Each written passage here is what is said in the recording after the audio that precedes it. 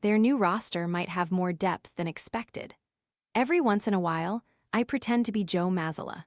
Though I could never provide as much press conference entertainment as he does and wouldn't look quite as powerful during a shirtless MMA workout, I aim to predict the typical Boston Celtics rotation. Of course, Mazzulla will change his rotation plenty. The Celtics used 23 different starting lineups last season and will likely shake things up a number of times again next season. Tired of spending forever chopping vegetables? This all-in-one prep tool dices and spiralizes ingredients directly into a handy container, helping make salads, sides, and meal prep faster and less messy. Want to get the best verified deal and see full details? Visit grabdeal.us/2 right now. In this exercise, I am simply choosing a starting lineup and bench that I believe will make the most sense when the team is fully healthy. Advertisement, though others might use the 5 classic positions, I think that with this roster, it makes more sense for the Celtics to use just 3: point guards, wings, and centers. Here is the breakdown of my rotation at each position. Point guard starter: Derek White, 34 minutes bench; Peyton Pritchard, 33 minutes DNP. Mike Conley. The Celtics could start Pritchard next to White, but I believe bringing Pritchard off the bench would make the most sense. Last season, his stats across the board barely changed after Boston pushed him back into the 6th-man role. Coming off the bench, he still plays plenty of minutes and receives plenty of ball-handling opportunities. Even if he is in the second unit, the Celtics should lean on him more than ever. If the Celtics start Pritchard, they would likely need to use Conley as their primary ball handler off the bench. Though Conley, who will be 39 years old when the season starts, can still make an impact on the court, I suspect they will be better off giving regular minutes to one of their many deserving young wings. In this scenario, the Celtics leave Conley on the bench.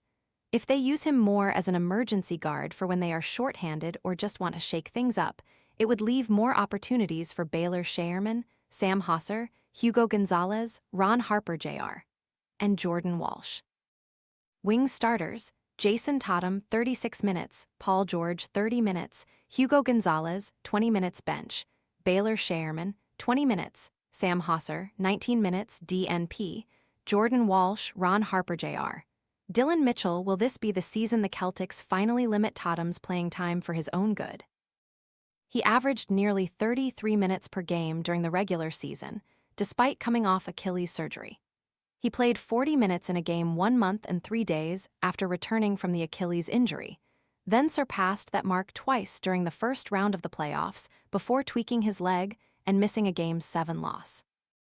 If the Celtics think it's wise to load up Tatum with that many minutes shortly after his return, they aren't likely to reverse course now that he is further removed from the injury.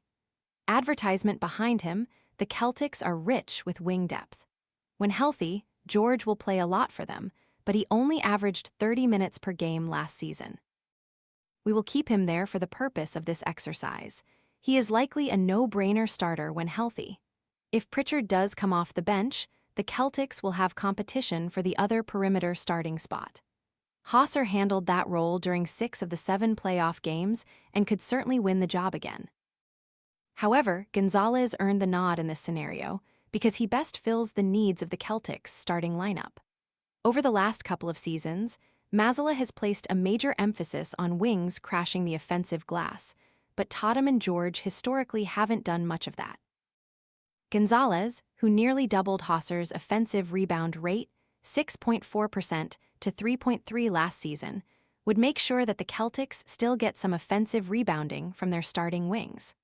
Also a more disruptive defender than Hauser, Gonzalez would make life less comfortable for opposing top options. With George and Mitchell Robinson on board, the Celtics, who have rarely forced turnovers throughout the Mazzulla era, should be able to turn up the heat defensively more than they have in recent seasons. Gonzalez would be a big piece to that approach. In addition to Hauser, Scheierman and Walsh also spent significant stints in the starting lineup last season. They could factor into the competition again, and the organization has plenty of faith in Harper. Still, Gonzalez winning the job might make the most sense for both the present and the future. Brad Stevens has already made it clear how important he expects Gonzalez to be for the franchise long-term. It would be a great sign for the organization if he seizes a starting job at age 20. It would help the Celtics if one or two of their young wings create separation in the competition for minutes, but based on last season, it will be a tight race. Mazzulla will have plenty of wing options either way. This is a deep roster with hardly anybody who has no chance to earn minutes. Scheierman and Hosser landed a spot in my rotation because their shooting helps, but Mazzulla gave everyone chances last season and will likely do so again. And when George inevitably misses time, his absence will free up more minutes for the deserving players on the Boston bench. Center starter, Mitchell Robinson, 20 minutes bench, Nemias Queta, 22 minutes, Luka Garza, 6 minutes. Advertisement Queta capitalized on his first consistent chance to start last season, but it might make more sense to open with Robinson. If the Celtics play Robinson early in quarters, it will stop opponents from using the hack-a-Mitch strategy that Mazzulla often employed against the Knicks. Teams won't be able to intentionally send Robinson to the line if the Celtics aren't in the bonus already. One big question going into the season is how much playing time Robinson can handle. Even when Karl-Anthony Towns missed time last season, the Knicks typically shied away from giving Robinson a big boost in minutes, possibly because of his lengthy injury history. He averaged 20.1 minutes per game in his starts, only a tick more than he played when backing up Towns. If Robinson can shoulder a bigger burden, the Celtics could simply split the 48 minutes per game at the center position evenly between him and Queta. In this scenario, though, Garza receives 6 minutes, leaving Robinson with about the same playing time as he averaged last season and Queta with 22 minutes off the bench. Because Robinson's free throw shooting is a significant problem, I expect Queta to finish most halves even if he doesn't start. Though Queta played 25 minutes per game last season, I believe the Celtics want to do a little better job limiting the load on him moving forward. Their much-improved center depth should allow them to do that. Behind Garza, the Celtics have a couple of prospects in Chris Senek Jr. and Amari Williams. Barring injuries, don't expect them to receive much playing time in Boston, but their development could be key long-term. 3 takeaways. 1. Compared to this time last year, it's night and day how the Celtics should feel about their frontcourt. 1 year ago, they had no evidence that either Queta or Garza could handle a steady role. Now, they know with certainty that Queta and Garza can hold their own, at least during the regular season.